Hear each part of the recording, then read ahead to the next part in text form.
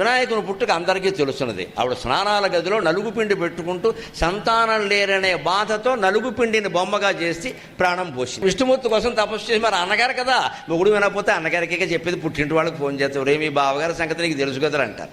విష్ణుమూర్తి కోసం తపస్సు చేస్తే ఆయన ప్రత్యక్షమే, అమ్మా ఏం కావాలమ్మా ఏం కావాలమ్మా అంటే, నీకు తెలుసు కదయ్యా మీ బావగారి సంగతి, సంతానాన్ని అడిగితే జగత్తంతా మన సంతానమే కదా అని వైరాగ్యం మాట్లాడతాడు, ఏం చెప్పమంటావయ్యా అంటే, నువ్వేం బాధపడకమ్మా, నీకెందుకు, నేను నీ కడుపున కొడుకుగా పుట్టబోతున్నాను అన్నాడు. అలాగే విష్ణుమూర్తే స్వయంగా నలుగుపిండి బొమ్మగా ఆవిర్భవించి పార్వతీదేవి చేత ప్రాణం పోయించుకుని విఘ్నాధిపతిగా జన్మించాడమ్మా. అందుకే ముకుంద ప్రియా అని వాడాడు ఇక్కడ శ్రీనాథుడు. విష్ణుమూర్తికి గణాధిపతి అంటే చాలా ఇష్టం. అంటే నేనే మా చెల్లెలు కడుపున పుట్టాను. ఒక అన్నగారికి చెల్లెల మీద చాలా ప్రేమ ఉందనుకోండి, ఏమంటాడు, చచ్చి నీ కడుపున పుడతానమ్మా అంటాడు. అంత ప్రేమ ఉంటుంది కదా చెల్లెల మీద. అందుకని అలాగా చెల్లెలు పార్వతీదేవి నారాయణ సహోదరి.